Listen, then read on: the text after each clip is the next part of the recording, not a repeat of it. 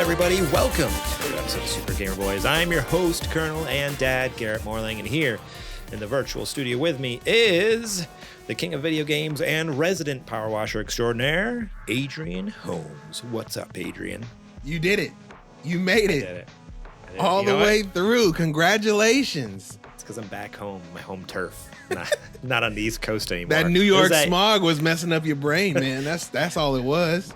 No, it's because the air was too pure, too clean. Oh, yes, of course. That's what the problem was. My parents live out in basically a cabin in the woods. It's like, all this pine smell, not for me. Not for me. I need that smog. I need that California smog. Your brain was like the air, it's too clean. Too clean.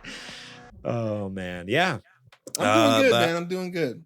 Good. I'm glad you are good. Glad to see you back safely from New York as well. Back from New York, full of hell of a good dip, and like I said, fresh air. So no hug barrels. Doing all right. No hug barrels. No unfortunately, hugs. I'm some New Yorker. Too old for it. They say they're like at Wegmans. I went to Wegmans. They're like, I won't even let you purchase these. I was like, well, what if I come back with my kids? What if I come back with my kids later? And they're like, no, well, we can't. It's kind of like when someone tries like underage. You're buying out. I've never done this. You were overage. You were overage. This is allegedly, but like if you were to buy someone who's underage and they card them and they're like, wait, you're too young. I can't sell this to you. It's the same way, but opposite. You're overage. Sorry. What if I bring my kids in? Can they buy it for me? No, sir. Sorry. Sir, these are going to send you into a diabetic shock. We cannot let you have them, okay? You are now 30 now. You cannot consume this drink. You will die. Sorry. That is probably true. But we're back and better than ever. Ready to do some shows. I didn't mess up the intro this week, so that's great. Off to a great start. November 13th, 2023 is the 5th birthday of the Super Gamer Boys. Happy birthday, Woo! Super Gamer Boys. That's right. We've been doing this shindig for 5 years. Who would have thought we'd last this long? It's wild. Here's to a million more. You'd think we would have had something cool planned, but you know what? I didn't realize it until about 2 days ago when I was on Twitter. We are the cool plan. That's true. That's true. I planned us having an episode 5 years ago. I'm like, if I start doing episodes on Mondays in 5 years, we'll have an episode the same night that we celebrate our 5th birthday. So this is all planned ahead of time. It all worked out. No, it was funny. I was on Twitter yesterday or the day before. And I saw a post for like, happy 22nd birthday to Metal Gear Solid 2, November 13th, 2001. I'm like, how did it take me 5 years to figure out that Metal Gear Solid 2 and the Super Gamer Boys share the same birthday? We share a birthday with one of the greatest games ever made. One of your all-time One of my games. all-time favorites. And I did not know that. I gotta send another letter to Kojima. Let him know you've let him down once again. Not again, no. This close. You always got to ruin things for me. But it is 5 years. Crazy to think we've gone this far. We've made it 219 episodes. I think tonight's 219. And 2 seasons of Super Gamer Book Club, season of Super Later Boys. We did a season of a D&D podcast. We got a bunch of sick, spooky Gamer Boys content we've made over the years. And we're only getting better, baby. We've been growing all year. Never quit. Keep going. Okay, we'll make it to the top one day. We'll get up there. You know what is going to be cool? I'm not going to say what would be cool. What is going to be cool is that day, who knows how long from now when we're like, man, remember when we were stoked about like, oh man, 200 people looked at that one TikTok we made. Wow. Yeah. We got 200 views on that. Wow. Right. That's crazy. Remember these days, man. Remember these days. You're going to want to remember how they feel when we're at the top. You know what I mean? It's going to be good. All right. Well, we should probably move on with the show. You guys want to talk about video games, I'm sure, or want us to. So today we're going to be talking about the new Steam Deck OLED that I thought was interesting, seeing as, what was that, a couple months ago? An article came out that there's no more Steam Decks, no Steam Deck 2 for a few more years. They're like, we have to stop believing companies when they say these things. Just like Nintendo. Nintendo's like, there's no new hardware coming. Stop it. Nothing. Stop it. Well, that was actually an article I almost pulled for tonight. Is they someone at Nintendo came out in an interview over in some Japanese publication and said they denied the patent that we talked about last week. Like, I mean, like they standard procedure. Not that it exists, but they're like, oh, it's nothing. We're not going to use it. It's just in case. But they also denied that developers were showed Switch 2 demos back at whatever conference was at, Tokyo Game or something like that. I forget what show it was, but so all these outlets and devs are collectively like they're all in on one big lie, and everyone's lying. Like, are you kidding me? Like, I don't know. You think we're stupid or something? I thought that we almost talked about that tonight. Then I found some other more interesting news, but I'm like, what a wild thing to do! Come up and be like, no, Switch 2 doesn't exist, and we did not show it off. It's like, are you kidding? Dozens of outlets and devs saying that happened at Gamescom. What are you? Everyone just had a collective fever dream.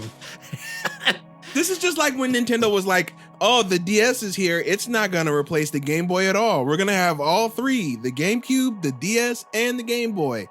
Oh, is that true? Then how come the DS has a Game Boy slot? Yeah,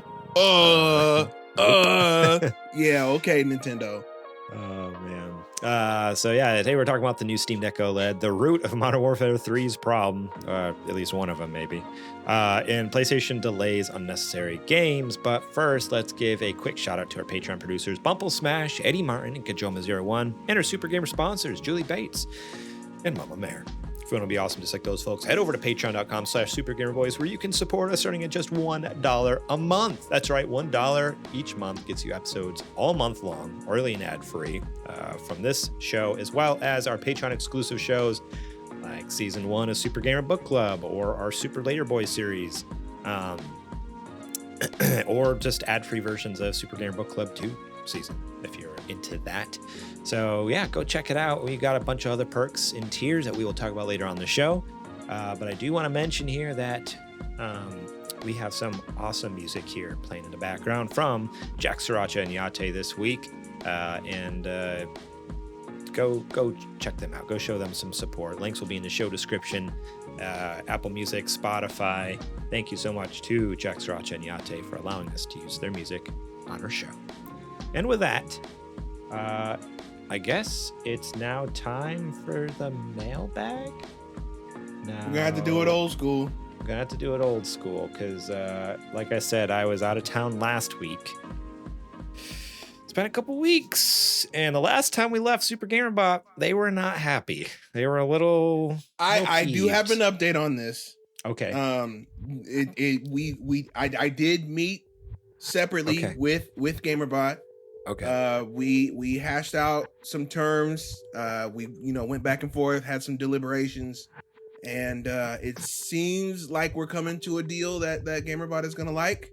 Okay. We are expected to meet again later this week to kind of hash everything out and see if we can come to a deal.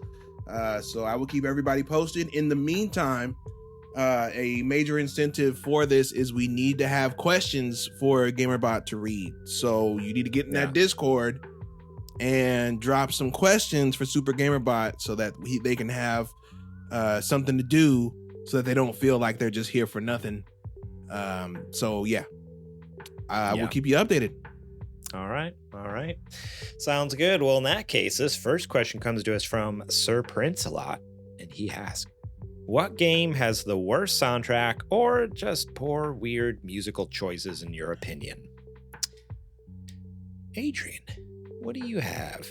We gave this question a week to breathe because we were going to answer it last week. Then we're like, we didn't quite feel prepared because this is a toughie. Usually video games, like if a game's bad, more than just the soundtrack, other things stand out to you than the soundtrack, and if a game's good, it doesn't normally have a bad soundtrack. So we're kind of like, oh man, this is tough. But you've had a week to kind of think about it a little bit. Do you have something for us this week? I do.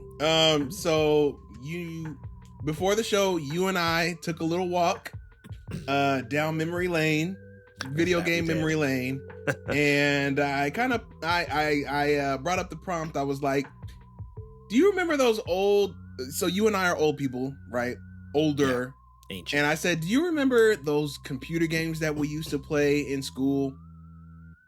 And I said, there was one that I remember that had a really, like, it's objectively bad music, but I love it so much because of the time period that it was in. It was a formative year for me, a formative learning experience, right? Mm-hmm. So there's a PC game series that we looked up called Clue Finders.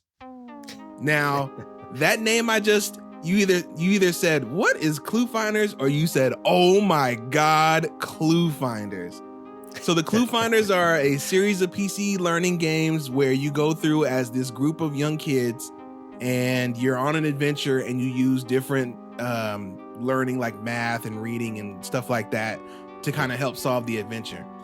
The one in particular I'm thinking of, we found out, was the 3rd grade one, to where you are in like a ancient Mayan area and there's a evil dragon named Mothra who is threatening the health of the wildlife. I think you mean Mathra. That's that Mothra? You said Mothra. Oh, sorry. Mathra. I got my kaiju mixed up. Yeah. So Mathra is threatening the health of the wildlife, and there are songs all throughout the game sung by these plants who resemble the Beatles, and it is just some of the worst songs you've ever heard. But like I said, it's objectively bad, but it's also really good because it reminds me of a good time, so I can put up with it. Dude, yeah, when you brought that up, that like unlocked these core memories. Like, and I was telling you, I was like, I thought I hallucinated these games. Like, I could never figure out. I was like, I remember playing this one and then the 4th grade one, which was like Ancient Egypt one, and I don't know. Yeah, I had these pictures in my head and could never place like, what's the name of this game? Like, did I make this up? Like, where did this come from? And yeah, when you were like talking about Clue Finders, I'm like, that sounds so familiar. I Googled it. I'm like, oh my gosh, I remember it. Yeah, the music was so bad. The Ancient Egypt one had some catchy tunes, but not necessarily good. Like, it was just like, it would just get stuck in your head real easy. Like, oh, you're humming or whatever. But man, I think we really need to, I need to play through these again soon. I just saw that the Clue Finders 3rd grade is on the Mac App Store on Apple, and it's free. So, well, you keep talking. I got something to get. Oh, wait. No, it's not free. What? That's weird. Okay, on Google, it says it's free. When I actually clicked on the link, it's $15. But yeah, that's still not bad. Clue Finders 3rd grade. It is available on the App Store for $15. So there you go. I am pulling it up. But that is fantastic. Yeah, it was like such a wild like ride down memory lane there when you first said that. I'm like, oh my gosh, these games are so good and bad at the same time. So my pick is kind of a weird, I don't know, maybe it's not, I mean, this game is not a deep cut, but I half wonder if how many people actually watched all the way to the post-credits scene of this game to watch this. So at the end of Call of Duty Black Ops 2, I don't know if you remember, I think with Black Ops 1 and 2, actually for Call of Duty Zombies for quite a few years, for I don't know how many years, but there's like 2 or 3 of the Call of Duty Zombies games where they teamed up with Avenged Sevenfold to make songs for the zombie mode. And Black Ops 2, I think might have been the first one they did it with, or maybe it's, I honestly can't remember. But if you watch all the way to the end of the main campaign, so after you finish the main story of Black Ops 2, you watch all the way through the credits, all the way to the very end, if you didn't skip it or quit out before then. Post-credit scene is, I think it's one of the bad guys. I think it's the main villain of the game. And then Mason, which was like, but he's an old man, because that's how, I don't know if you remember the Black Ops 2 story. Mason's like the good guy from the first game, but in the second game, he's like in a wheelchair and he's old or whatever.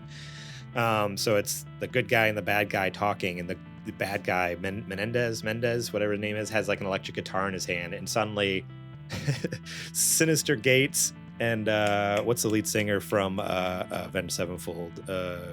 I wish I knew, dude. They walk around the corner, and this is in game, in engine or whatever, and they're like start yelling at Mendez and like smacking him in the head because he's all nervous for something, holding this guitar, and then suddenly they work up the courage to go out on stage and they perform the song "Carry On" by Avenged Sevenfold, like fully in-game engine. Like Mendez is playing electric guitar, and then it's like the lead singer Avenged Sevenfold singing. It's Mason back on drums and Sinister Gates on the other guitar, and it's the wildest. It's not a bad song. Was this intended to be seen? Like, I don't know. The video, I found the video on YouTube. I remember it from years, but it's like I forgot about it until I was doing some research. I'm like, oh my gosh, I totally forgot about this. I don't think the song's necessarily bad, but I'm a fan of old Avenged Sevenfold stuff. Like I was huge into them when I was younger. But what a wild choice to be like, this is how we're going to end our game. The post-credits ending sequence is the villain of the game and the hero of the game teaming up with Sinister Gates, and I wish I could remember his freaking name, and the lead singer of Avenged Sevenfold, M Shadows, that's his name. M Shadows. What a name. M Shadows and Sinister Gates, and play Carry On, the song that was made specifically for Call of Duty Black Ops 2. Like they made it for that game. Okay, that makes sense then, because now they're just trying to make sure they get as much as they can since they paid for that song. Yeah. Exactly, 100%. Yeah, but it's just like, what a wild choice. Yeah, there was a few songs. There was like 2 or 3 songs they did for Call of Duty games. What was the other one? There's another one, but Not Ready to Die was also a song that they specifically made just for Call of Duty Black Ops or one of the Call of Duty Zombies games. So yeah, there was like a few of them. It was like, what a wild choice. So that's my pick, and not necessarily a bad. I mean, I guess it depends on who you ask. A lot of people don't like Avenged Sevenfold. I like them, but it was like, what a stupid way to end a game. Like this bad guy that you built up through the whole thing, and now he's like a goofball, like idiot who like gets stage fright. So funny. Yeah, well, that's it, I guess, for that question. If you guys have any bad soundtracks or poor musical choices, leave them in the comments here on YouTube, or join us over on Discord, supergamerboys.com/Discord, where you can let us know your thoughts, bad soundtracks or whatnot, bad musical choices, and also your mailbag questions. We need your questions. Remember, if you want Super Gamer Bot back, write them in so you can go over to that Discord, or just anywhere on social media. If you're on Instagram, Twitter, Facebook, DM us. Follow us, Super Gamer Boys, on all of those places. So check us out. We would love to hear from you. All right, Adrian, it's now time for the nerdy nudes. It's now time for the nerdy nudes. Look at me. Glorious. Every time. Without in fail. 4K. All right. Here we are. Good to go. Everything's working. I don't know. We'll find out. Yeah, we're good. Here we go. Got the news stories ready to go for you. Up on the dock here. Number 1 from GameSpot, written by Steve Watts. The Steam Deck OLED announced with better screen, better battery life, baby, and more. Valve has announced a remodeled Steam Deck model with higher quality display, better battery life, more storage capacity, and more. Okay. The Steam Deck OLED is still being called a part of the first generation Steam Deck family, so it mostly packs the same internal hardware specs as the LCD model, but it's improved in almost every other way. The upgraded model comes in 2 different storage configurations, as well as a special limited edition model. It goes on sale surprisingly soon, with pre-orders beginning on November 16th. I believe that is 3 days from now. Friday? No, Thursday. So yeah, it includes an HDR OLED display. The headliner features a new HDR OLED. So not even just an OLED display, an HDR OLED display, which is amazing. Valve brags makes it the first handheld to support such a screen. Since many games on Steam already have native HDR support, the new model will be able to display these without any further work or patches on the part of the developers. The display is also slightly larger at 7.4 inches, up from 7 inches, due to a smaller bezel Thank you, Lord. And has a 90 hertz refresh rate, so it's a higher refresh rate screen as well, up from 60. And the 1 terabyte and limited edition models also feature an anti-glare etched glass finish on the screen. So HDR OLED has the wider color gamut, pure blacks. It's a bigger screen, higher brightness, 1000 nit brightness, up from 400. So it's more than double the brightness on the screen, which is awesome. So like that, playing daytime, especially if you have that the anti-glare glass etched glass screen or whatever, man, it's gonna be great for like anywhere play, inside, crispy, outside, wherever you are. Battery. I don't know why I keep saying battery life. Battery life.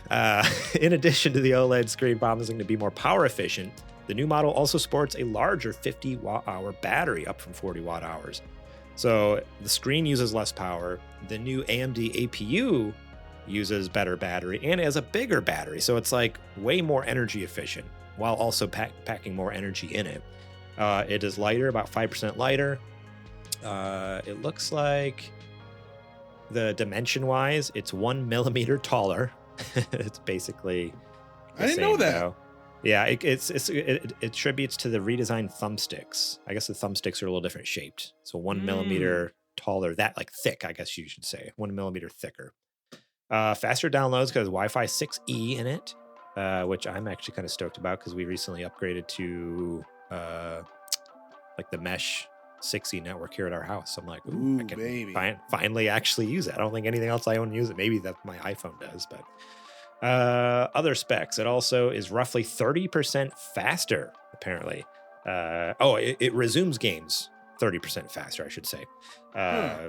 So its updated APU is now a 6 nanometer chip. Touchscreen should be more responsive. Speakers can reach higher volumes. Battery can be charged more quickly. System itself should now be easier to take apart and repair thanks to adjustments to the number and types of screws. So overall, this thing is just blowing. For like a half step, it is doing a lot. Like they're saying this isn't the Steam Deck 2, but it's 1.5. What an improvement across the board. So they are dropping. They're getting rid of the 64 and the 256 gig Steam Decks, the LCD versions. Good call. They are going to, from what I understand, they're keeping the 512 LCD. So if you still want an LCD screen, I think you can get it, but it'll just be, it'll be, the 512 version of LCD or whatever if you just want it a little bit cheaper. Or you can get the 512 OLED. So the 512 LCD will be, right now it's on sale for $449, down from $650. So it is a significant price drop. Right. $449 for that. The 512 OLED is going to be $549, so about $100 more. Who wouldn't take that? Who wouldn't? I would just wait and save the extra $100. Right. The 1 terabyte OLED is $650, so kind of where the 512 used to be. And then there's the 1 terabyte limited edition that has like the translucent casing, the red accents. It looks sick. It's $680, so you spend an extra $30 on the normal 1 terabyte to get that limited edition. So yeah, November 16th, 10 a.m. this new Steam Deck launches. And Adrian, what are your thoughts on these upgrades? Like you said, I think it's a market upgrade across all points. I feel like there's barely anything that they didn't touch and refresh in this new iteration. I was looking at a few breakdowns on YouTube, and they were saying that even the fans are quieter because of the way the new heatsink is, and there's a bigger fan in it. Bigger fan, so it doesn't have to go as fast. Yeah. Right. So yeah, everything I feel like people were saying about Steam Deck originally, I feel like they went in and did something to address it.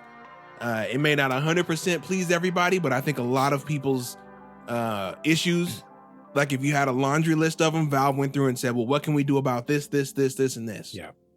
And this is the product that you get. I will say the big thing, I am still a fan of the Steam Deck. I definitely have not used it nearly as much as I thought I was going to. And I do think that the biggest hurdle for me was that it was still LCD. Because when I look at the contrast between that and the Switch OLED, it really is night and day, dude. Night and day, yeah. And I do think you never realize how much of, I'm not like a pixel peeper snob or anything like that, but just having the vivid image and the deep blacks and stuff like that, it really all does add up. Yeah. You know, and it made, granted the Steam Deck is more powerful hardware, but it made it feel outdated to me because of the older looking screen, and it made me want to play it less. So I think without having that's like my biggest hurdle with it, right? So I think having that OLED on there really removes the last major roadblock of me like jumping on board and heavily using my Steam Deck. Yeah. So I'd definitely be looking forward to picking up this upgrade. Now, I did say before the show, I said now I have to practice some real self-restraint, because if I sell my original Steam Deck like we were talking about doing, I have to make sure that I don't get an analog pocket. Because the money would be in my hand and I could just go to analog.com and pick up a pocket. Could you though? But, that's fair too. That is fair too. Could you? It's for me, I don't know. This upgrade just seems like a no-brainer. So my story with the Steam Deck, it's interesting that you've played it not as much as you thought it would, because I've played it way more than I thought it would. I got it with the intention to be, because I was in a weird lull with just video games in general, and I was just like, maybe this will help me, because I was at a point where I was like, I don't want to go all the way down to my office and sit alone in my office and play video games. I'd love to just sit in bed with my wife, and while she's watching a show or reading a book, I can be playing a game, or I can go play anywhere. I can play, and I'm not just limited to Steam or to Switch games, because not that Switch games are bad, but as we talked about a couple weeks ago with like Super Mario Wonder, it's like a lot of the like platformer and generally like the Switch games, at least that I own. I will say that I own, because I'm sure there's Switch games that I would prefer, or that would actually be more up my alley. But in general, it's just like that. A lot of those genres don't click for me for very long. I love them and I have a lot of fun for like a short period of time, and then I burn out really fast. Like couple weeks, I'm like, all right, I've had my fill of this platformer or whatever it is. Whereas Steam Deck has really opened up like just a huge library of PC games that I already own, whether it's stuff I've gotten for free or stuff I paid for, or like, they always have crazy sales. So yeah, my library is full of games, and it's been awesome. I've played so much, like in the last few months of owning this thing, games that have just been even just sitting in my Steam library for years, and I finally am like, oh, now I'm gonna play it because I got a awesome system to play it on. Fire it up anywhere. Most like things run great. So for me, it's funny, like we both are coming to the same conclusion. Like for you, it's a no-brainer to upgrade because there was a hurdle. For me, it's a no-brainer to upgrade because it's like I already love my Steam Deck so much and use it so much. It's like, heck yeah, if I can like get the better screen and have it better battery to last longer for me and better heating, temperature control, like all this stuff, like I'm in 100%. So yeah, I need to set up my OfferUp account because I'm like ready to sell this thing as soon as possible. I got you. You better move it. You better do it as soon as you can. I need to do it sooner than later, because if the market is going to get like washed with all these old consoles pretty soon here, if it's not already. So it's like I need to get rid of it. Need to ditch it. Yeah, you better get a move on. You got 3 days. Yeah. But I am stoked out of my mind for this upgrade. And I mean, if things don't work out and I'm not able to sell this one right away, then I might hold off. But the only reason I'm kind of tempted to like really pull the trigger though on Thursday too is like I would love to try for that limited edition one. It's like it would be cool to have the special one. Do it. Anakin, do it. But yeah, with like the upgraded hard drive, because I mean we upgraded the hard drive in our You did the 1 terabyte upgrade, didn't you? No, I did. Oh. I can't remember what I did. I did upgrade it. I just can't remember what I put it to. Okay. Yeah, but we like having technically ours or mine anyways. Like I did the 1 terabyte upgrade in mine, and which technically wasn't available on the market. So I would hope, in theory, I was like, oh, I could probably get a little bit more than what you'd sell like a 512, because technically it's, upgraded. It's an upgraded one, even though it's not. Yeah, that's true. It's not, even though it's not official. It's the 1 terabyte's 1 terabyte. One thing I did want to mention that's interesting. I mentioned this in our Discord when we were talking about this earlier in the week when it was announced. Was with the previous iterations, the pricing scales, you could get away with buying a 64 gig and then dropping an 80 gig or not 80 gig.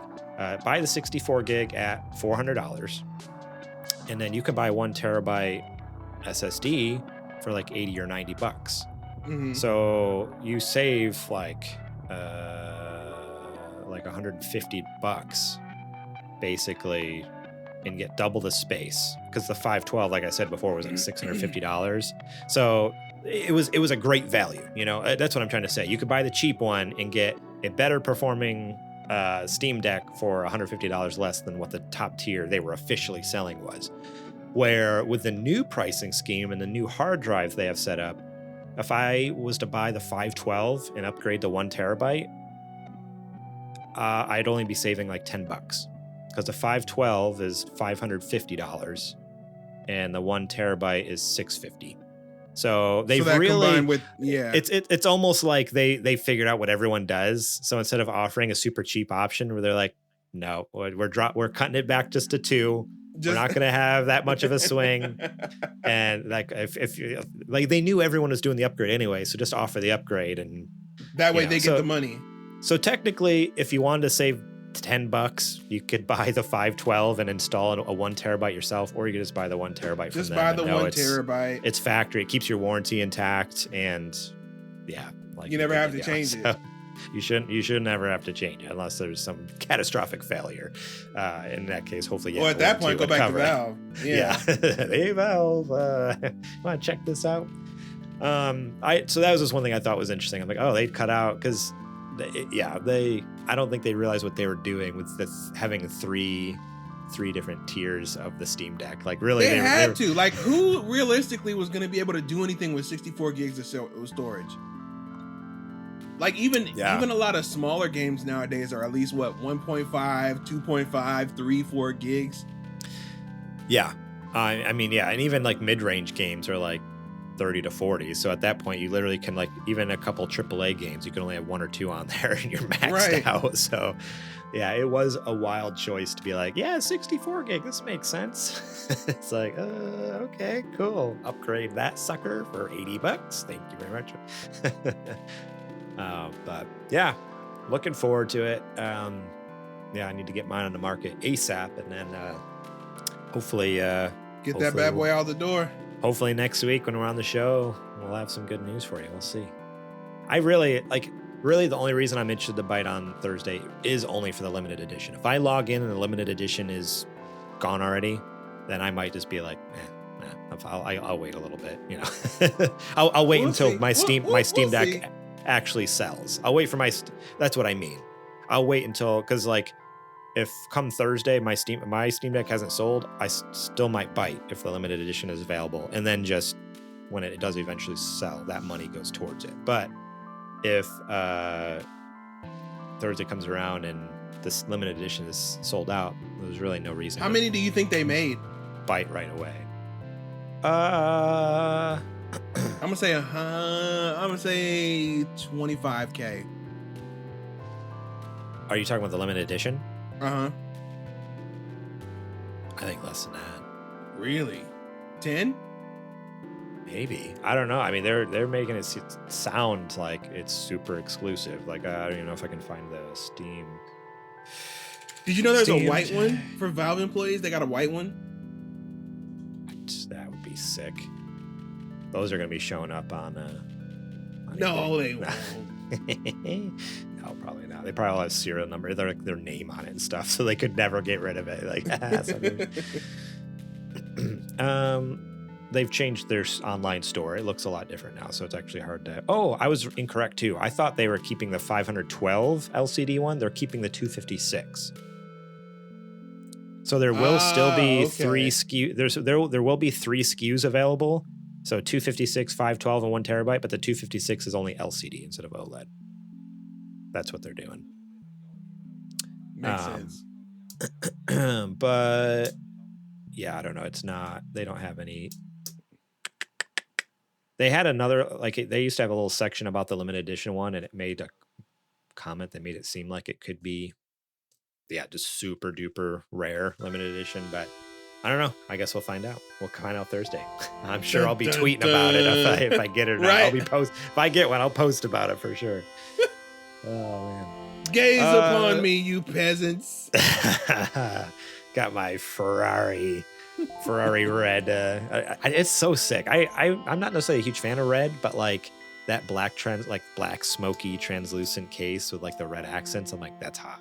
That's really like the mesh in the fan grills is like the red too, and like shines through. It's just bright enough. It's similar to like the top of an Xbox Series X with like the green look to it. Like that red just pops so much. It's like, ooh, that's nice. That's nice. I still to this day cannot believe they didn't make that in LED. In the Xbox? Yes. See, it always looked like it was like in the marketing, but like when you see one in real life, you're like, oh, it's just painted, it's just colored, like it's not actually like glowing, like it's designed really in a way. Would it have cost that much more to add? Like, I don't think it adds a whole bunch of heat, does it? LEDs don't usually generate that much. They can generate a little bit, but not a ton. No. One green one? No, it's not gonna add that much heat. No. All right. Well, let's move on here to the next news story. Coming from Forbes, written by Paul Tassi, Call of Duty Modern Warfare 3 was a 16-month rush job, surprising no one. At this point, it's becoming established that Call of Duty Modern Warfare 3's campaign may be the worst in the series' history, with the entire game feeling like a tacked-on addition to last year's Modern Warfare 2. As it turns out, there's a reason for that. As revealed in a new Jason Schreier report about what exactly happened here, it should surprise no one that yes, this absolutely was a rush job that required Sledgehammer to crunch hard and turn around a campaign in 16 months, when previously Call of Duty games were on a rotating 3-year cycle. The idea was that Modern Warfare 3 was originally an expansion of Modern Warfare 2, not a full new game. But that changed over time as Activision wanted a real Call of Duty game to be sold in the holiday season, as one always is. Activision denies this now, but according to Schreier's report, a dozen current and former employees say that's what they were told in some form or another. Those working at Sledgehammer were upset about this new rush timeline after they had to previously sprint to release Call of Duty Vanguard and were told that wouldn't happen again. Instead, they had to make the new campaign in 16 months, by far the shortest dev cycle in series history.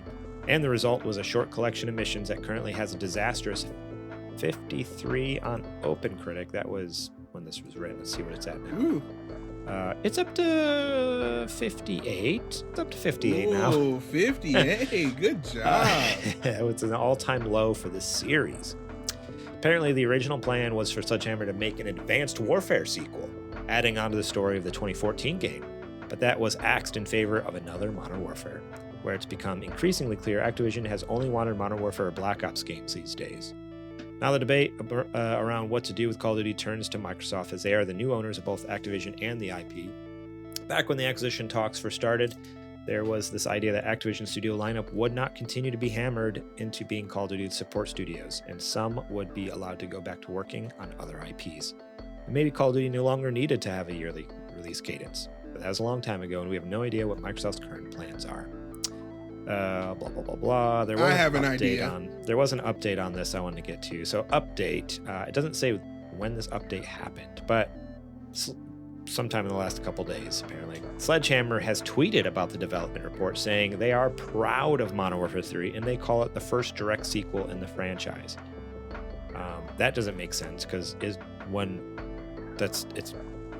says it's the first direct sequel in the franchise. What are you talking about? You've made a bunch of other games that also were sequels. Like, it doesn't make any sense. But anyways, here's their tweet. Sledgehammer Games from November 9th. Statement from Aaron Hallen, studio head, SHG. We're incredibly proud of Modern Warfare 3, both the full game experience at launch and the upcoming year of content we have planned for the community. On behalf of the extremely talented team across Sledgehammer Games and our partner studios with whom we've collaborated on development, This has been a labor of love to lead to the first ever back-to-back sequel in Call of Duty. I think I know what they mean, because usually, like the article said, they take a break. Like it would be Modern Warfare, and then Black Ops, and then Modern Warfare, and then something else. So this is the first time they've done 2 years in a row of the same franchise.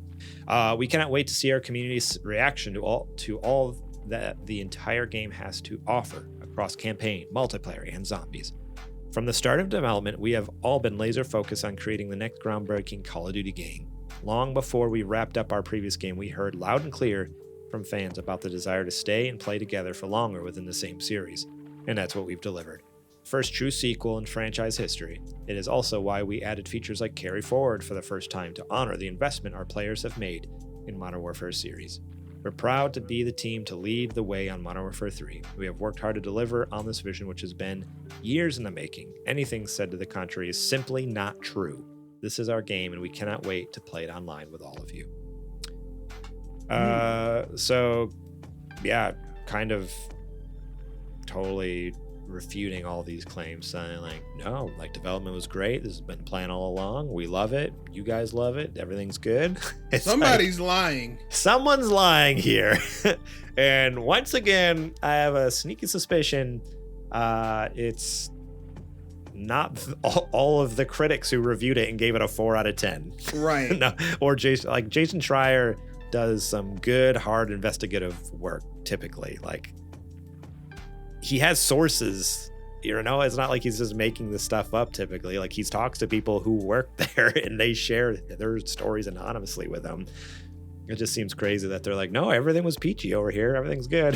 They're like, all right, cool. Sure thing, whatever you say. Yeah, IGN gave it a 4 out of 10. GameSpot gave it a 5 out of 10. 3 out of 10 Digital Spy. Digital Trends give it a 2.5 out of 5. Horrendous ratings across the board. 3% recommend. Adrian, what are your thoughts on this disaster? I think we are seeing the exact product of what happens when you make a game in this environment, right? Yeah. There was evidence of Activision saying that they were going to look into not doing an annual COD. And clearly they doubled back on that and said, nope, money please, put it out now. Yep. And forced the studio into a 16-month crunch, basically, to get this terrible product out, which had to be, it literally, there's no other way this game could have come out than this and been a competent product with 16 months. I totally understand why the campaign is 3 hours. Yeah, right. There's no way. That's the wildest thing is, yeah, like when they came out and they're like, yeah, imagine spending $60, $70 and getting through the campaign in 3 to 4 hours. I was like, all right. So I was trying to think of like a movie that was like close to 2 to 3 hours or whatever. I was like, imagine going to see like Avengers Endgame was like 2.5, right? Or was that close to 3? That was 2. You know, it'd be like or like Avatar or something like that. Or I don't know. I would never. No, absolutely no. Lord of the Rings. Imagine going to argue that. I would spend $70 to see. That's what I was saying. You can argue that one. But that's what I'm saying. Like, imagine, like, what it sounds like is, imagine it's like Avatar 16. It's 3 hours long, and you paid $70 to go watch it, and you're like, why did I do this? This was poor money management on my part.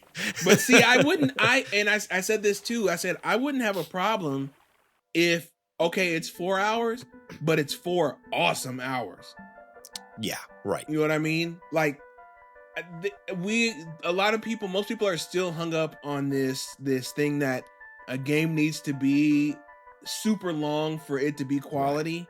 Right. We talked about it a few weeks ago with the Spider-Man thing. Yeah, exactly. And at least we believe that's not true. Right. But it's okay to have a short game. Right. I think it would have been a much different discussion around this game if it was 4 hours, but it was it was an incredible story that left you on like a crazy cliffhanger. There was more DLC coming. You know what I mean? Yeah. Or at least I think the blow would have been softened. Yeah. Versus what happened and what we got and what the situation we're in now. Everything we've heard is like the story is bland and boring and slow, and like the villains are like whatever. It's just like apparently it's just repurposed Warzone maps too, from what I'm reading. ridiculous. Oh yeah, it's just like well, was it Warzone or was it Modern Warfare 2 maps? The Modern Warfare 2 or 3 maps are just Warzone maps that have been repurposed in like people are finding landmarks in the levels that are in the Warzone maps. Well, yeah, from what little gameplay I've seen, they literally go to like you actually go to like Verdansk, which was like the main map of Warzone when it first came out, and like you drive up to like the big soccer field that's in the middle, like the big stadium that was in the middle of the map, and it's like, oh, so they literally just using Verdansk and just added like civilians now running around there and like just to add to make it seem more like lived in and not a war zone. And they had to do what they had to do. Okay. It was already made, right? The asset was already made. We don't have to spend the time making it. Just put people in it. I get it. It's just sucky that they had to develop like that with that kind of mindset. Yeah. I for the longest time I've only been a fan of Call of Duty's campaigns. But the last couple that have come out, I haven't purchased. I mean, for other reasons. Are you not a zombie guy? Back in the day, I did. As it went on, zombies got less and less interesting to me. Like World at War, to me, is still peak. Black Ops was fantastic, but after that, like even with like Black Ops 2 and like as it went on, I'm like, oh, this is like, it started getting too convoluted for me. Like when they started to add a story to like the zombies and like all these crazy Easter eggs that takes 800 hours to figure out, and like you got to like stand on your head just right to like open a door.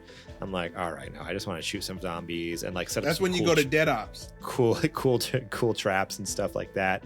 So for me, like World at War, like the original zombies, and then like Black Ops, that was a killer. That was great. But like ever since then, it's like, oh, this is fun, but it's not the same. But I mean, but what I was gonna say though is like, not quality wise, Call of Duty's already been kind of like on a little bit of a decline the last few years, at least with the campaigns, but then also, all the issues with Bobby Kotick and the company too. What was that, a couple years ago when I made the declaration I wasn't going to buy, Activision game to support them, and I haven't. So it's like, but now he's only got 2 more weeks. What? Yeah, a month and 6 weeks. Yeah, another month, and I can buy some old Call of Duty games, but not this one though. Not Modern Warfare 3. I'll buy like some of the older ones. But yeah, I don't know. This is just, it's sad, really. Like I know they're trying to like play it off like, oh, this is so cool. Like we did our first back-to-back like direct sequel. You guys wanted this. This is fantastic. But it's no, like, we didn't. You wanted this. No, they didn't even want the. Activision management wanted this. Yeah, Activision management wanted some money, and I mean, what's I think the saddest part about the situation to me is like, we always say, and other podcasts will say like, vote with your wallet, right? But the problem is even though the campaign sucks, the multiplayer is always a banger. Like they don't miss with the multiplayer in most cases. So unfortunately, this game is going to make millions of dollars because everyone has to have the newest multiplayer maps and modes and everything, get the new operators and all this stuff. So it's like, so you say like, vote with your wallet, and everyone's like, I don't play the campaign anyway, so I'm going to buy it. And it's like, well, okay. Like, and they don't realize, click buy. They don't realize how much like, as the campaign slowly degrades, like that does leak over into other parts of the game. Like, you're not getting the best quality multiplayer that you would like. You may not realize it, but if the campaign is that bad, imagine the corners they cut in the multiplayer. Like there could have been features that you're missing out on, or even like weird glitches and bugs for the first 2 months. Like, I don't know. It's not just like it only directs campaign. Like that's the most glaring problem here. But that obviously means I haven't seen reviews for multiplayer and stuff yet, because usually they do reviews in progress kind of thing until they have a few weeks to do multiplayer and whatnot. So as far as I know, those reviews haven't come out yet, but it's like, I don't know. I can only think like, oh, there's probably going to be issues with those as well, right? I don't know. It's just sad because it's like, vote with your wallet, like don't support them, and everyone's like, I don't play campaign anyways, I'm gonna give them the $70. It's like, like, okay, whatever. Just keep encouraging it. You're gonna keep getting garbage. Crazy. I don't know. Especially when Warzone's free. When Warzone's free, it's like, why spend $70 for something that you know is like not made well. Right. I don't care how hard you work. Like, I'm not saying they didn't work hard. Like, the people over there, let me be very clear. I'm sure everyone at Sledgehammer Games worked their butts off. Oh, yeah. Blood, absolutely. sweat, and tears in this. So I'm not here to say, like, you guys did, like, bad work.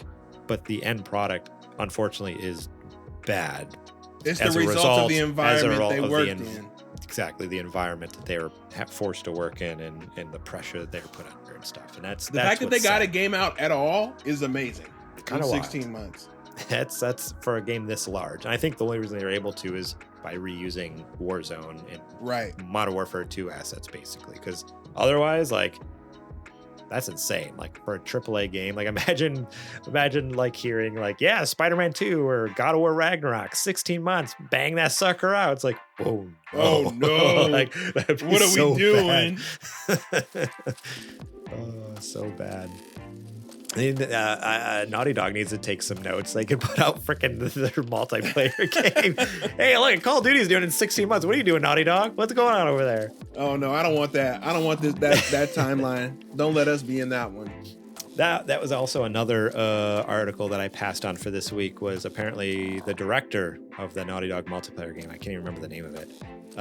Came out and said like, yeah, we're still working on it. Everything's going great. It's like, yeah. Okay. All right. Believe going so great you don't have any more concept art, any more images, any more anything. Gotcha. Not even like pre-alpha footage. I mean, they freaking put Xbox literally released pre-alpha Unreal Engine 5 footage of Metal Gear Solid Delta.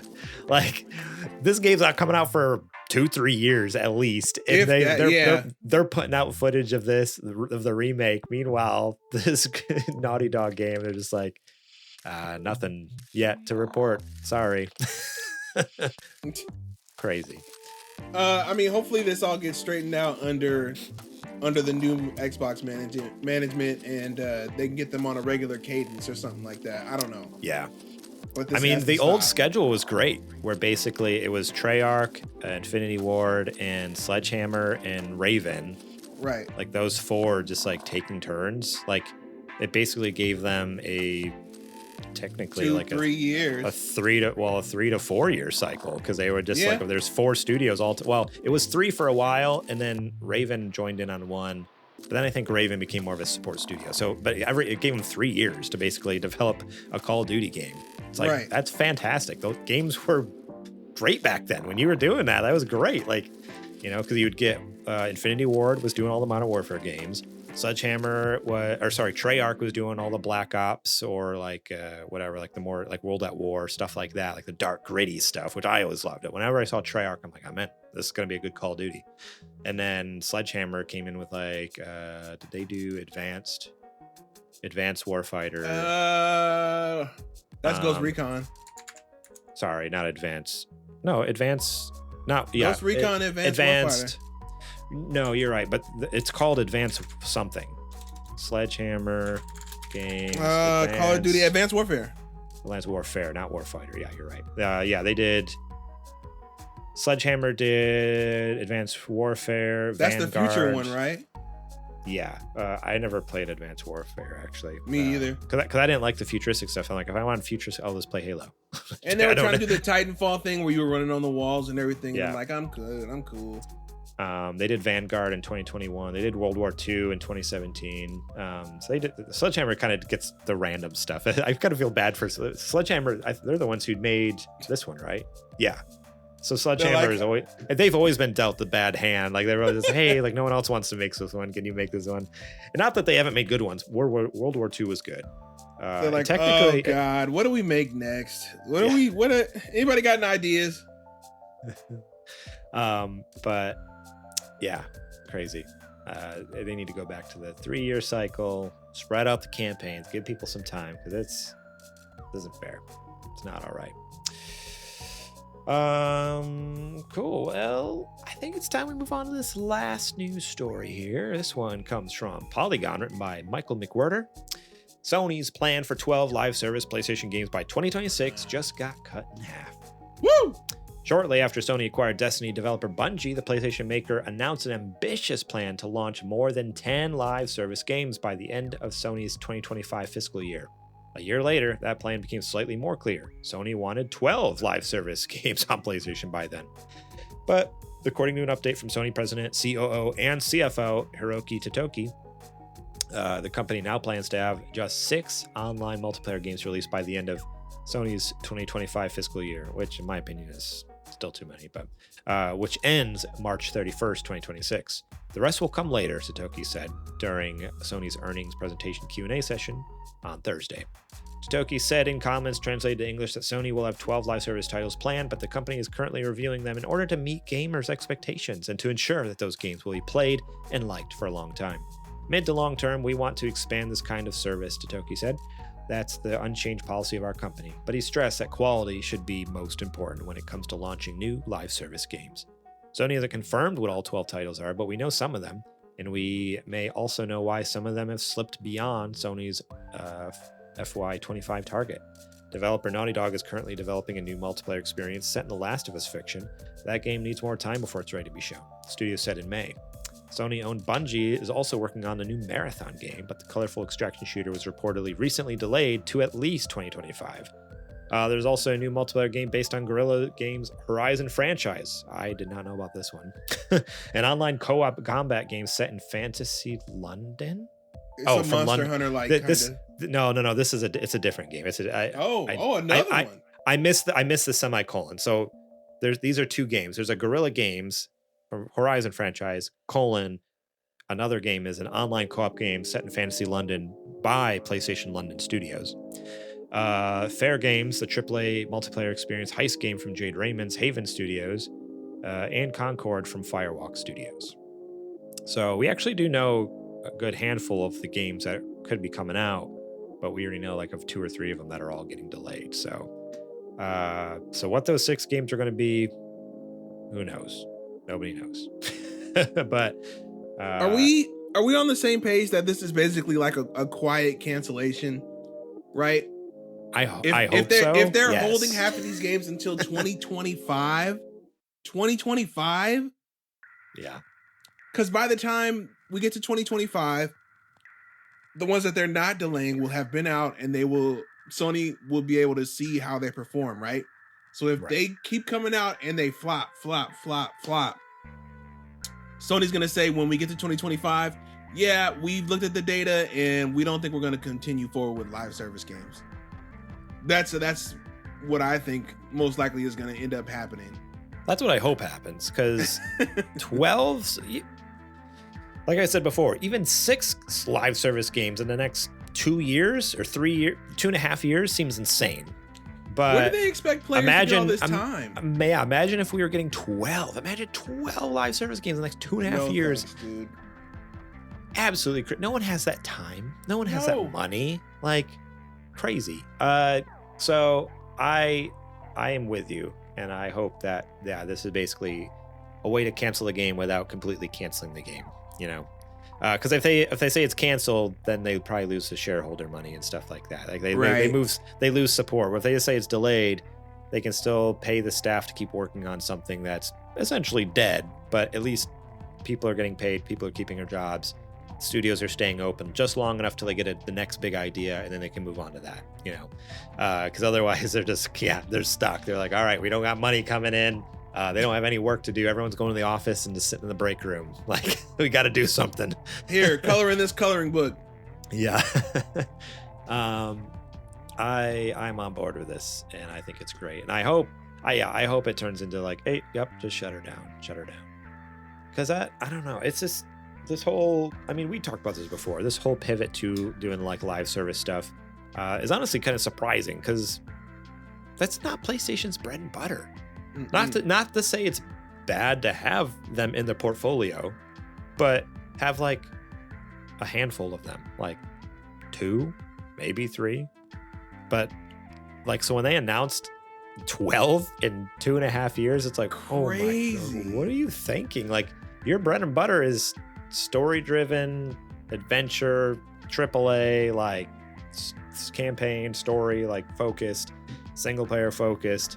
give us some killer story, give us some killer combat, give us some killer whatever visuals. Like, it's all about like the gameplay and the visuals and amazing stories and narratives. And to think that like, nah, we're gonna start just making Destiny clones.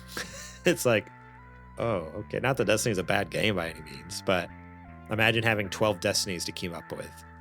Freaking, oh my god! Most people don't even have time to keep on top of one. Yeah, I just like think of like Kojima, our Patreon producer, like talking about Destiny and like how much time that takes to keep up with, as well as like other lives. That's like I couldn't imagine. Like imagine having trying to keep up with 12, and not that you have to. I mean, obviously you can pick and choose, but I guess that even further proves my point. Like if people have to pick and choose, then you're not making them money. So why make the game in the first place? Because people, you know, aren't going to play the games they don't want to play. I don't know. Crazy. I don't know if you have any other thoughts, but no, I think this is a good move. We need to focus in. I feel like this was a Jim Ryan decision, and I think once now that he's pretty much out of the picture, I think they're starting to be like, actually, nope, we're not doing that. Yep. For the better. Yep. All right, I think that's it for the nerdy nudes. And I should probably there we go. Switch back to that. Was it? No, there was something else we were gonna talk about, wasn't there? Remember we talked about we're like, hey, there was something we're gonna slide in afterwards, but now I don't remember. So I guess it was. I think you said if you have anything to slide in, let me know. But I don't remember sneaking anything else in there. There was a story that I cut, and you're like, oh, we can mention it, but you know what? Since Game Awards. Let's skip it. That's fine. Game Award nominees were announced. Go check it out. Pretty much all of the nominees for Game Awards. I'm like, yeah, all 5 of those games deserve it. Like to be completely honest, there's not one game I'm like, oh, it's that one for sure. It's like, what was it? People are giving RE4 the hardest time because it's a remake. I'm like, dude, it's a ground up remake. You know, like they act like it's a remaster of the GameCube one that just got thrown on the list. It's not only is it a ground up remake, it also is not 1-to-1, which means they had to recreate animations, skins, areas, weapon, combat, everything. It's more of a like how I mean, even like with 2 and 3, like 2 and 3, like people were fine with them getting nominated. I don't think they got nominated for Game of the Year, but they were like okay with them getting nominated for everything else. So it seems wild. Like also in Resident Evil 4, they're like, oh no, this is like, what are you talking about? Like the game is great. So there's Resident Evil 4, Spider-Man 2, Baldur's Gate 3, Tears of the Kingdom. Legend of Zelda: Tears of the Kingdom, Alan Wake 2, and Super Mario Brothers Wonder. Again, all 6 of those bangers. Are incredible. My prediction, I guess here we are. We're talking about it now. I said we weren't talking about it, but we're talking about it. I've only played 3 of these games: Baldur's Gate 3, Tears of the Kingdom, and Super Mario Wonder. Out of those 3 that I've played, I would personally give it to Baldur's Gate 3. But in reality, from what I've heard online, I suspect Alan Wake 2 could win it. Really? I think it'll be close between Alan Wake 2 and Baldur's Gate 3, but I think Alan Wake 2 could take it. Recency bias? Yeah, a little bit, but I don't know. Like I haven't heard a single bad thing about Alan Wake 2. Oh, I'm sure it's fantastic. But also, are the other games? Yeah, I know, but I don't know. There's been I don't know. Yeah, all of these games people have loved, but I don't know, for whatever reason, the social media presence the circles that I'm in on social media and stuff, there's just been crazy talk about Alan Wake 2, both for visuals, for gameplay, for the story, for everything, and that's what makes the game of the year. Is kind of okay, what game encapsulates all of those things? And granted, not to say that's the thing. All these other 5 games have all of those things too, but I feel like I've just heard a lot more hype around Alan Wake 2, even than what I heard about. But that's what I'm saying. I think it'd be tight with Baldur's Gate 3. I think it would be between those 2. But I think because I wonder in my head too, I'm thinking like, well, yeah, they won Game of the Year with Control. I almost wonder if that could sway people too. It'd be like, oh man, like which I don't think it's fair necessarily, but like, oh man, they won for Control. Like they're a great studio. They make good games. They deserve the game kind of thing. Like, I don't think it's a fair assessment, but I wonder if people could fall into that. Like, oh yeah, they're made for making great games. So let's give it to them. Right. But we'll see. My personal vote would be Baldur's Gate 3 out of the 3 of those that I've played, but I don't know. What are you thinking? You've played 3 of them as well, right? Or just 2 of them, maybe?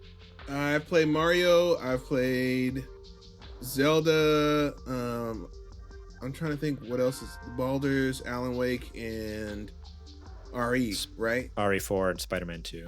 And Spider-Man. I have seen the story for Spider-Man, so I'm pretty much, I guess you could say that's like a 0.5 for me. Okay. No hands on the sticks, but you've watched. No hands on the sticks, but I know how it works. All the way through. Right. So I mean, like I said, I feel like as far as quality goes, this is anybody's ball game. Unfortunately, recency bias is a real thing, and it hampers these events every year. I personally am still pulling for Tears of the Kingdom, but I also understand that, like I said, recency bias, like 2 awesome games have also come out since that time. That's its biggest hurdle, right? Is that it came out in May. That's why I'm even surprised like RE4 got nominated, because I think that was before it too. That was like March or something. It was like, wow, okay, that's crazy. That even got nominated to me. I also know that a lot of people just want to see something different win, because Breath of the Wild has won it before, and they just want like a change of scenery as far as what the game of the year is. So a lot of people are voting for. I'm not saying it's not a good game, but I'm pretty sure the sentiment on top of Baldur's Gate 3 being the front runner is people just want to see a game like that win, because it'd be different than the traditional. Well, Nintendo always seems to be on top and win the game of the year. And then some people like to call it Nintendo bias, but clearly that's not in effect here, because all I've heard as far as game of the year is Baldur's Gate 3. So we'll see. I think that's excellent though about Alan Wake being the dark horse and coming and winning it. That would be awesome to see. Could you imagine all those Baldur's Gate fanboys just all collectively having an aneurysm at the same time? Yeah, right. I know. That's. I almost want Alan Wake 2 to win. We are never watching the Game Awards ever again. Boycott the Game Awards. Game Awards winners 2019. Because didn't it? I'm pretty sure it won Game of the Year, didn't it? What's that? Or am I mistaken? Control. I could have swore. Wasn't it 2018 it came out? Or was it 2018? No, God of War won that year. Control didn't win. Selkie's in the chat just popped in and said, okay, well, I'm mistaken. I could have swore Control won Game of the Year. But yeah, I guess I was mistaken. I think it was maybe nominated though. Yeah, I'm sure it was nominated for Game of the Year. Maybe that's just probably what it was. So with that though, like I don't know. Yeah, I've just heard. So I guess disregard what I said before about like the whole. Oh yeah, they won before. They should deserve it kind of this time too. Because that's not true now. But I would definitely. Yeah, I don't know. I've just heard such incredible things about Alan Wake 2. It's like, oh man, like even though I think Tears of the Kingdom was incredible, Super Mario Wonder was amazing, Baldur's Gate 3, my game of the year. But it's like, man, like I have not heard people are just. I think it's because they're surprised. Because Alan Wake, not that they're surprised that Remedy made a good game, because Remedy makes great games, but the Alan Wake franchise specifically, like the first game came out, like what? That was like 10 years ago now? No, more than that. 10. I think it was 2013. Alan Wake 1 came out in 2010. 10, wow, okay. 13 years ago. So it's been 13 years since a game's come out in that franchise. So, and even that game, like people at the time liked it, but I think since then, people have kind of like, I don't know. Anytime I hear about Alan Wake in the last like 5 years, they're like, oh yeah, I remember back in the day being really good, but like I don't know. It's this weird thing where people are all of a sudden this like nah, it wasn't that good. Like, we were crazy. Like, I don't know. We were like, I've heard that from people be like, it's a fine game. It's all right. It's like, are you kidding me? Like, IGN gave it a 9 out of 10. Like, it was all right. It's like, okay. So I think there's this weird thing where recently, like, people were kind of cold on Alan Wake. So then 2 came out and it was amazing. It's like, oh, shoot. Okay. No, this franchise is good. So Right. I could almost see it winning just because it's like, it was such a surprise. People didn't expect it to be good. And then for it to be like 9 out of 10 with a bunch of places, the new one. So yeah, ultimately, I think I have a couple that I'm pulling for, but I cannot be mad at whoever ends up winning because all these games are outstanding. And also we have to also remember too, it's a fun pomp and circumstance thing, the Game Awards, but it's also not real. They don't get anything from this except maybe recognition from the general 2% of the market nerd audience who tunes into this.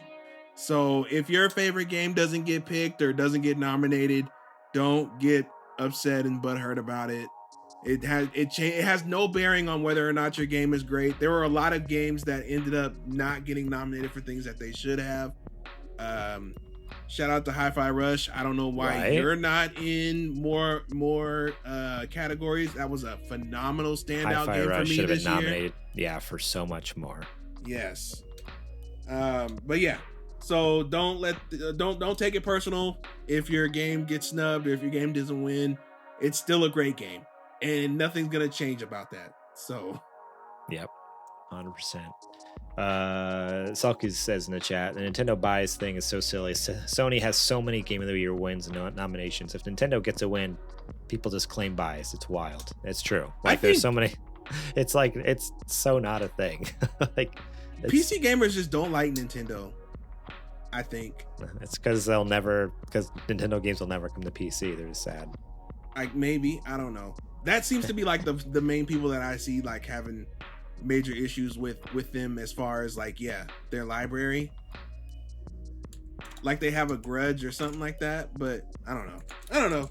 It's weird. There's so many other things that you can dislike Nintendo for. Their business practices are very abhorrent and anti-consumer at times. They hardly ever release enough hardware when they release new hardware. They make a bunch of stupid decisions as far as online content and YouTube and streaming and whatnot. You know what I mean? But yeah, them winning award shows for the one thing that they're actually fantastic at is having great dev teams that make great games. Kind of crazy. So I was just scrolling through Game Award winners, Game of the Year winners, and Nintendo only has one. They only have one. They won Legend of Zelda Breath of the Wild. That's it. That's what I'm saying. Like 2014 was Dragon Age Inquisition. 2015 was Witcher 3 Wild Hunt. Then Overwatch. Then Breath of the Wild. God of War. Sekiro Shadows Die Twice. Which that's the game I was confused about. Because Control came out the same year. So Control is... Oh, it was nominated? It was nominated, but it lost to Sekiro. Last of Us Part 2, It Takes Two, Elden Ring, and then there's this year. So it's like actually PlayStation, out of all like of the big, quote unquote, the big three, Xbox, Nintendo, PlayStation, like PlayStation actually has more wins on here with God of War and Last of Us Part 2 than anything else, compared to Nintendo or Xbox. So I don't know. I don't know. People are weird. People are weird. I guess that's it, and let's get into our Patreon ad. Let's do it.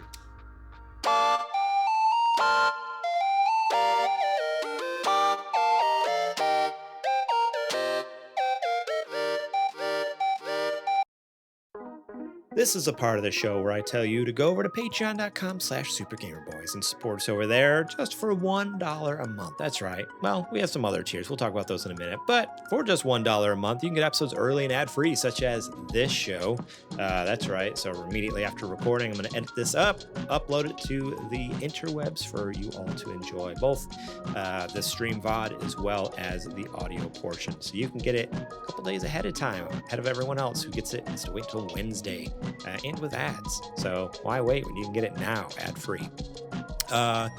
You can also support us at the $5 a month level and get show notes early and know exactly what we're going to be talking about, see the news stories, see the listener questions, and that doc is open for you guys not only to view, but to comment on. So you can click on different portions of the doc, leave your questions, comments, concerns about anything on there. So if you're like, hey, I want to answer the listener question, click on it, leave your comment. If you want to, if you have thoughts about one of the news stories, go ahead and leave your comments. We'll read it live on the air. If you want to talk about what you've been playing in the What You Playing segment, go ahead and click on there and be like, hey, I've been playing X, Y, and Z, and this is how I feel about it. We'll read it. So if you want to be a part of the show, have your voice heard, go ahead and support us at the $5 a month level. $10 a month, you can be a Super Gamer sponsor, where you get a shout out at the top of each and every episode, as well as the previous perks I mentioned, and the top dog tier, Patreon producer, all those previous perks, as well as, basically you're kind of on the behind the scenes insider club, I guess you could say, where you can pitch segments to shows, you can be a guest on show, you just, I don't know, you just get a little bit different treatment around here. If you have insights or thoughts or questions, like, you kind of have our ear. We're there to listen to you, and you have recommendations and helps and whatnot. So, that's how it is with Hophead Ed and Kajoma and, Bumble Smash. He's been around a bit. We've got to play games with him recently. It's kind of cool, actually, to start to hang out with some of these people. So yeah, really, if you want to be more behind the scenes and connected to the inner circle, support us at that Super Gamer, I guess the Patreon producer tier there, it's called. See, another way you can support us is if you are watching here on twitch.tv/thesupergamerboys, you can subscribe to us for free. That's right. Normally a sub is $5, but if you have Amazon Prime, that means you have a Prime Gaming sub waiting to go. You can link your Amazon account to your Twitch account and access those Prime rewards. You get all sorts of access to some cool free games for your own game library, as well as add-ons and extras and all sorts of doodads for other games, Pokemon Go and Valorant and League of Legends and all sorts of stuff. But one of the perks of having a Prime Gaming account is having the Prime Gaming sub free each and every month. Costs you $0, and whoever you give it to gets $5 right out of Jeff Bezos's pocket. So if you want to throw some money our way for free, go ahead and use that Prime Gaming sub on us right now. We'd appreciate that. $5 for us doesn't cost you anything, and you also will get access. So not only do you get all the Prime Gaming perks, but when you sub to our channel specifically, you get access to our emotes, like the emoji hype face, the Adrian hype face, the Garrett pain face, the JJ ghost face. There's some random little emotes that we have on there that are fun for you to share around the rest of the Twitch sphere. So think about it. Supporting us over there, we would very much appreciate that. Let's see. Without further ado, I guess we'll get back to the show.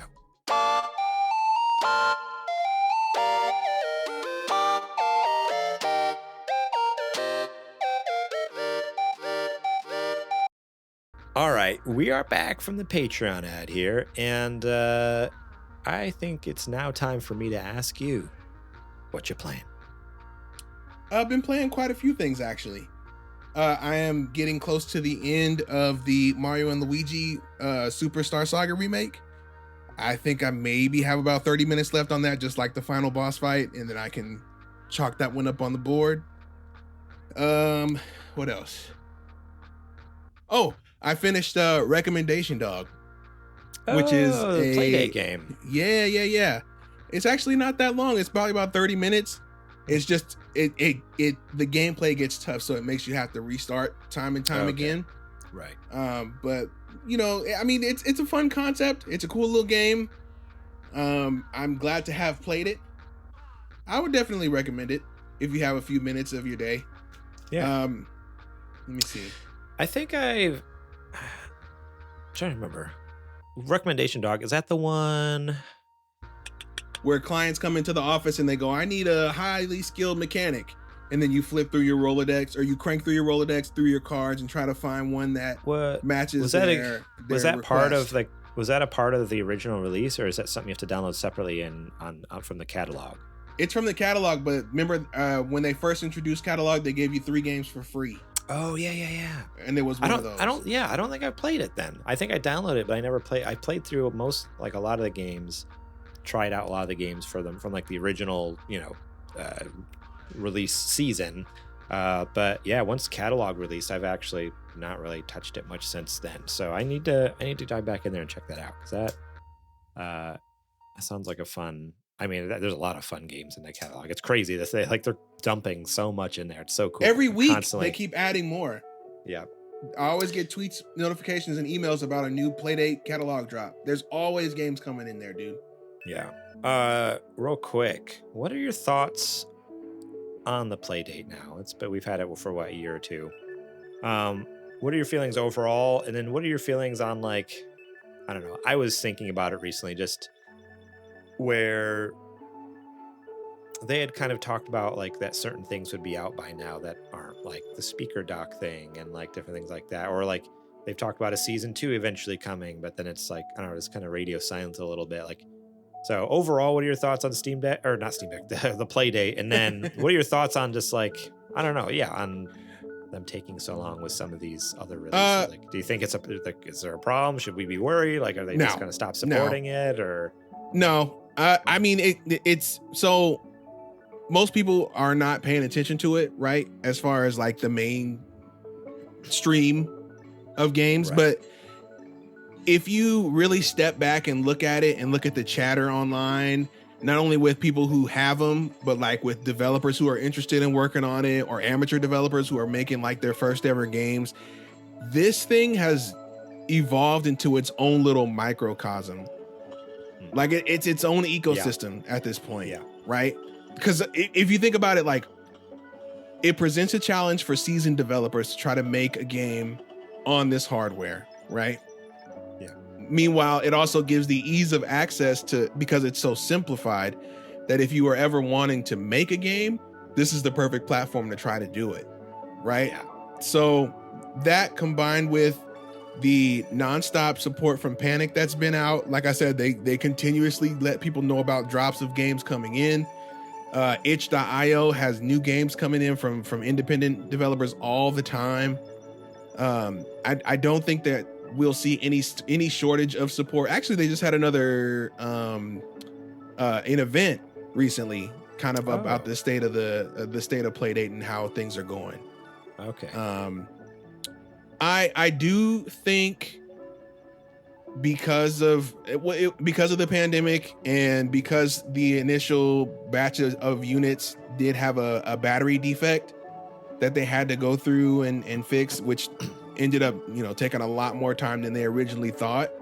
Yeah. It could make it seem like they are taking forever with these. But unfortunately, that's one of the risks of manufacturing, is that things like this can happen. I don't necessarily know what the deal is with the speaker or the pin or anything like that. I don't know if they're having more trouble than they thought they were going to. The Pool Suite app is still not on there. The radio app where you can just let the Playdate just play stuff, that's still not there. So I don't know what the deal is. I don't, unfortunately, work at Panic. Didn't get that opportunity. I mean, thanks guys. Appreciate you. You have your connections though. You should reach out to them, and we should have them on a show sometime. I do. Later boys with the Playdate people. That'd be sick. I mean, I could reach out and see. I would love to do that and just pick their brains about what's been going on with Playdate. That's actually a good idea. Maybe I flex that muscle and see. Yeah, I don't know. I think it's exactly what I thought it was going to be, as far as like a device and how it works and everything else. I did not expect it to have the following that it does and the fervor for development and as many titles outside of the original season 1 as it does. I think they waited a while for season 2 because they wanted to make sure that all the original ones were out the door, and that also took a lot longer than expected. I think just earlier this year they finally shipped out the last batch, like summertime I think it was. Yeah, it was just recently, so yeah, it's not been very long. Right. where So they you- are finally caught up now with, like, I think if you go to the store now, like, you can pretty much order it and it just comes to you at this point. So Right. yeah, So that you is also true. have to plan for, people just got, like, some people just got their units like a month or two ago, right? And then you also have to give people time to get acclimated to the unit, to play through the original season 1 games before you bring out a season 2, because season 2 I feel like they're gonna charge for, because they gave you season 1 with the purchase of the unit.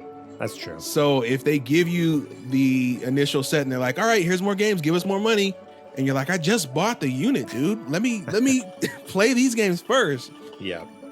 So I do think we're gonna get season 2. I think it's probably gonna be next year, just to give I could see everybody that, a good window of time, so that everybody has their play date that ordered one initially, and that everybody has had time to get used to it and play through whatever games they wanted to play through in the library. I do think that people are gonna have a good little bit of sticker shock with season 2, if it is another 24 games like this one is, because I mean, if you think about it, what on average maybe they're about $3 to $4.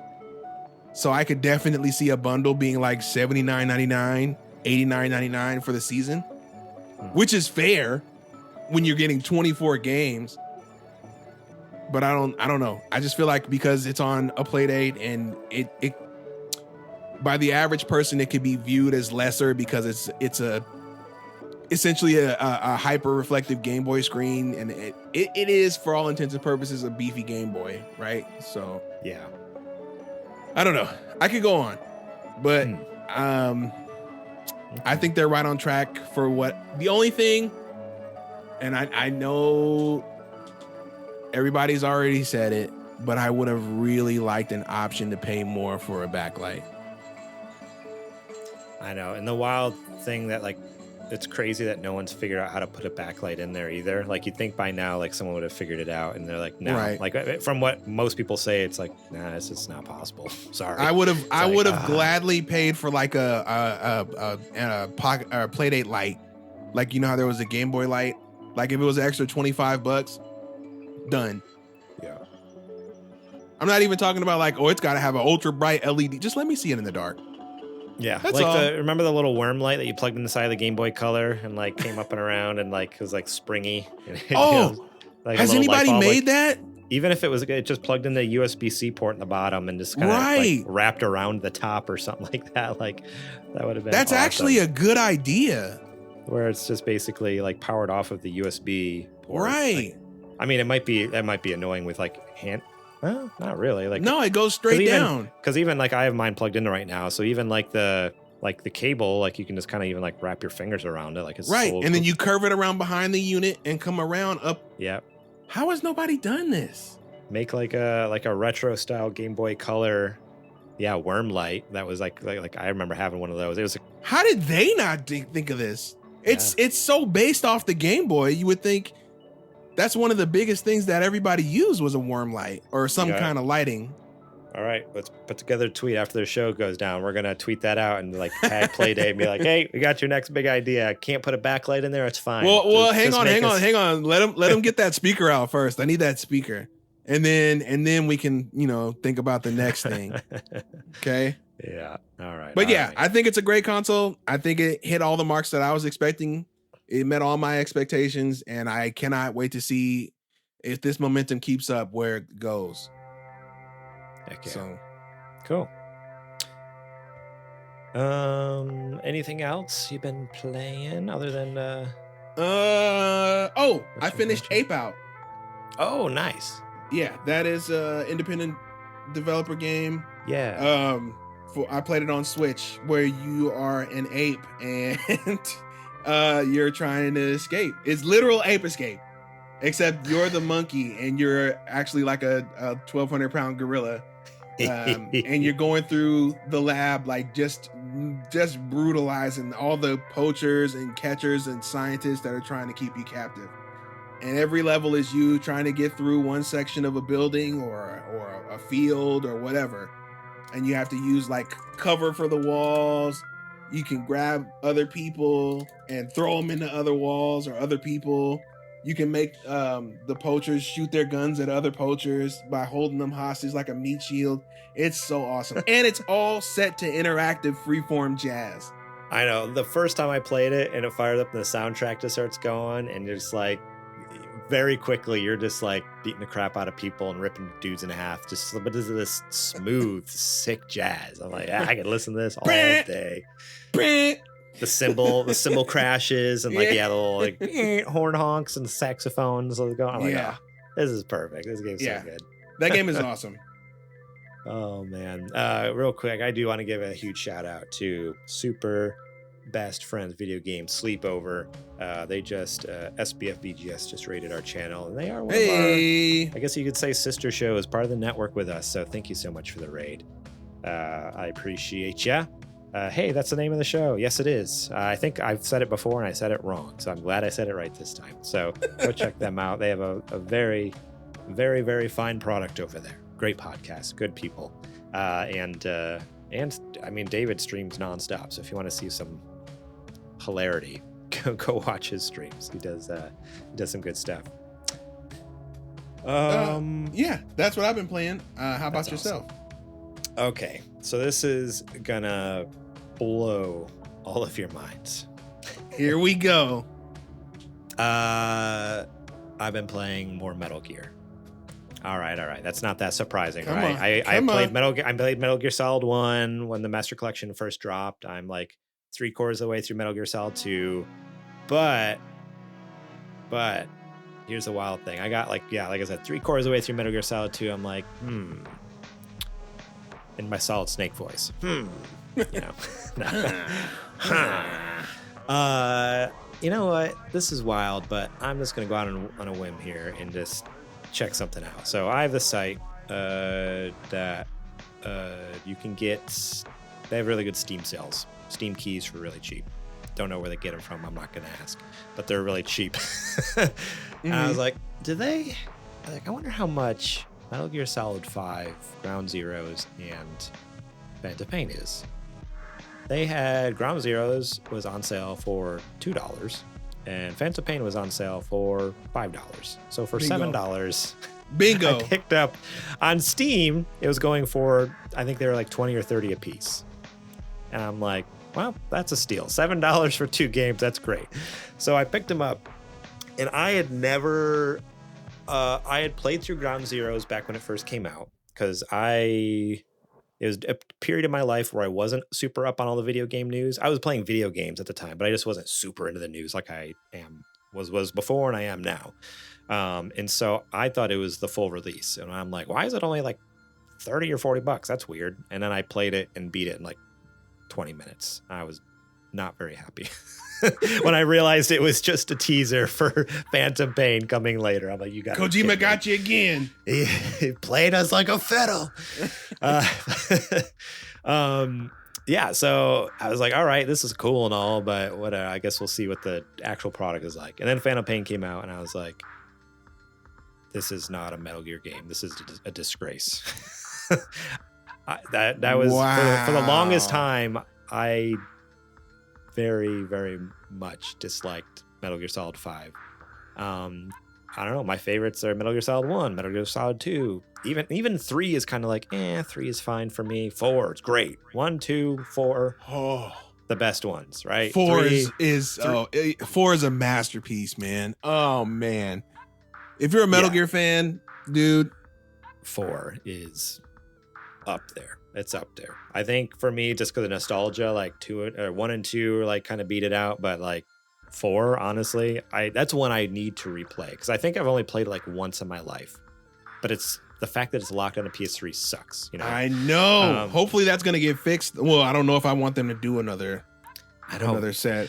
Like I talked about last week, the Master Collection Volume 1 is such a garbage truck on fire. I don't know if I want them to do Volume 2 now. Just leave it on PS3. Just leave it on PS3. Scared. It's fine. I'll keep my PS3 around, or I'll emulate it. One of the two.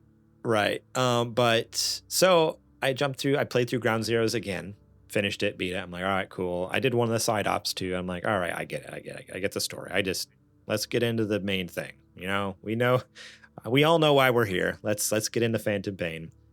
And I don't know. I'm going through this thing where the intro, honestly, is grabbing me. I'm like, all right, this is cool. This is crazy. This is zany. Like, what the heck's going on in this hospital? This is wild. And again, Big Boss story? You hate Big Boss. Whoa. Yeah, I mean, but that's the thing. Like, playing through this, I'm just like, I don't know. I think I'm more hooked. I'm hooked at the moment just because of the zany craziness. I'm just like, what is going on? Like, this is the zany craziness that I love from the Metal Gear series. So I'm in.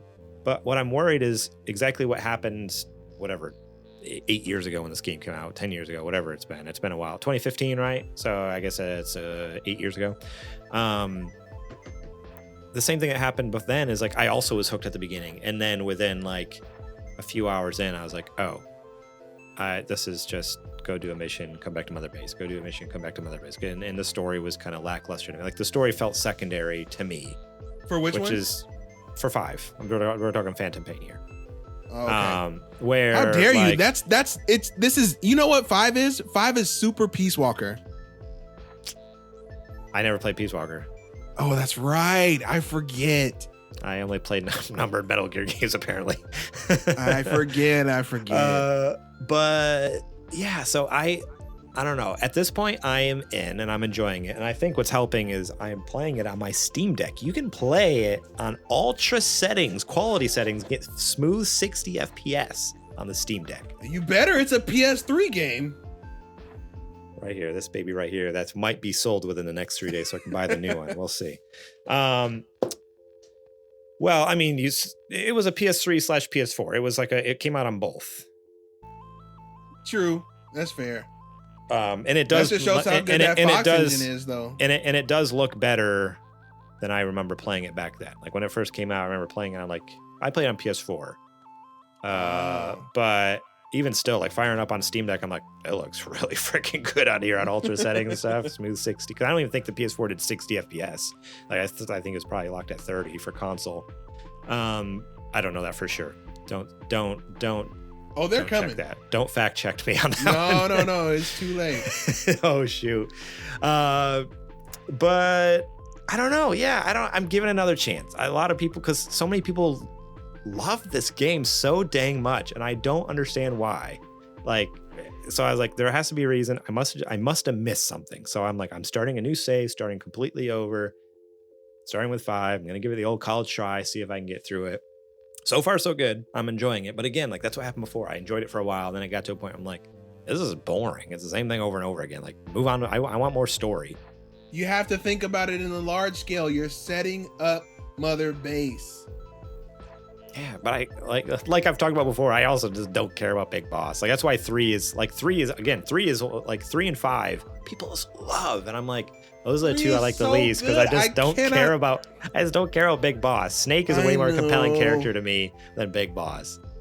But Snake gets even more compelling because of Big Boss. Maybe. Oh man, I wish there was a way for you to, like, I really hope that this hooks you and you're like, I gotta play 3 now. Well, my plan is to continue through the Master Collection. Like, I'm not done with, like, I finished 1. I'm almost done with 2. I plan on moving on to 3. Like, I'm not, because I've played 3 before. I have played 3 before. Once. I've only played it once in my life. I'd like to play it a second time. So yeah, I've done 1. I'm almost done with 2. I plan on going on 3. Peace Walker, I have a PSP. I could play it on there, I guess. Or I do have HD Collection on my PS3. I don't know which would be probably be better to play on the PS3, right? Yeah, I would say. Also, don't ever sell that game. It's going for stupid amounts of money right now. The HD Collection? The Legacy Collection? Yeah, that's the one I have right here. Yeah, the PS3 Legacy Collection. Is that what you're talking about? Yeah. Mm-hmm. Yeah, don't ever get rid of that. I got it super cheap off eBay. I mean, I think I got lucky though, because I'm pretty sure it was like, I remember I watched a bunch of auctions and it was like crazy price. And then all of a sudden, like, I saw one, I'm like, oh, that's only like $30. All right. I picked it up, and then, so I can only imagine they've gone up more, especially with like how disappointed a lot of people are with the Master Collection. Everyone's just trying to get the PS3 HD collection, basically. But yeah, I wish there was a way for 5 to get you going, like get your taste buds going, so you can go and play 3, because 3 takes place before 5. Yeah, chronologically. Yeah, I mean, well, and that's what I'm saying. Like, I've played 3 and it was fine, but yeah, we'll see. We'll see if it kind of helps. Maybe it'll enhance the experience a little bit if I played a second time and be like, oh, okay, 3 wasn't like it was good. But I don't know. I just I'm a snake. The last part solid of 3 snake. is just It's all right. It's okay. Okay, all right. We're not gonna disrespect the boss like this. Don't do that. I'll disrespect the boss all day. Don't do that. All right. So yeah, Bear, if anyone has any tips and tricks, I see in the chat, David and everyone and friends are talking about, because I remember this was, well, it was like 2 years ago now, right? Or was it during COVID? Was it even 3 years ago? You streamed, talking to David in the chat, he streamed through Metal Gear Solid 5. And so in the chat, he's talking about this crazy, I don't know what you call it, tactic, gameplay mechanic that he came up with called a sleep jeep. A sleep jeep. You fill a jeep full of sleeping enemy soldiers. You find a cliff. You drive the jeep off the cliff. Soldiers die. I mean, that's one way to do it. Watching him play was so bizarre. Like, honestly, like that was so much fun to watch him play, but only because like how crazy things got with like the way he played in that sandbox was insane. I'm just not that creative. Maybe that's the problem. I am just not creative enough to play this game. Like, I would never have come up with this freaking sleep jeep. I don't know. We'll see. I guess that's it for the show. We can wrap this bad boy up. So thank you all so much for listening. Thank you all for listening to the podcast, watching us over on youtube.com/supergamerboys, or maybe you caught the stream on Monday nights. We streamed to both YouTube and twitch.tv/thesupergamerboys, dual streaming. Streams akimbo over here. Check us out. In the show, streams akimbo. Call of Duty. Follow us over on Twitch.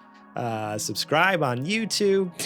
Thank you so much to Super Best Friend Video Game Sleepover for the raid. We appreciate you folks over there.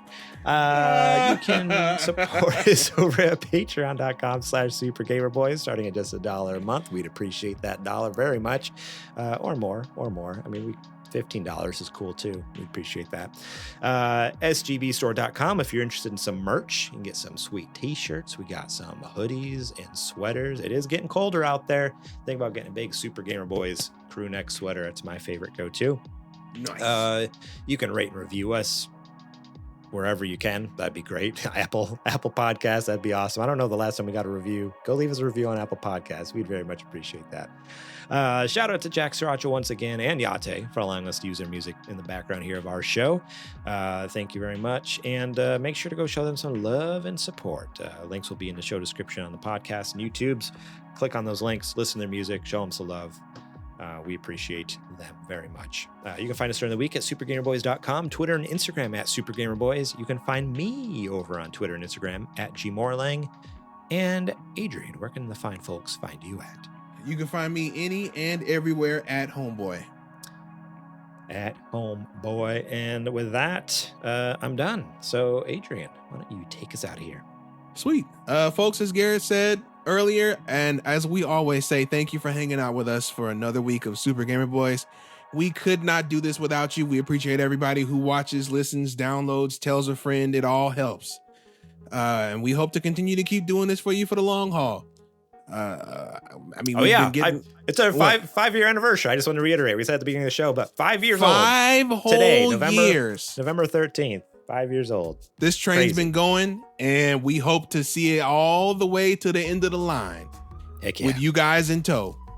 But until next time, we have been the Super Gamer Boys. We'll catch you on the flippity flop. I don't know why that streams akimbo tickled me so bad.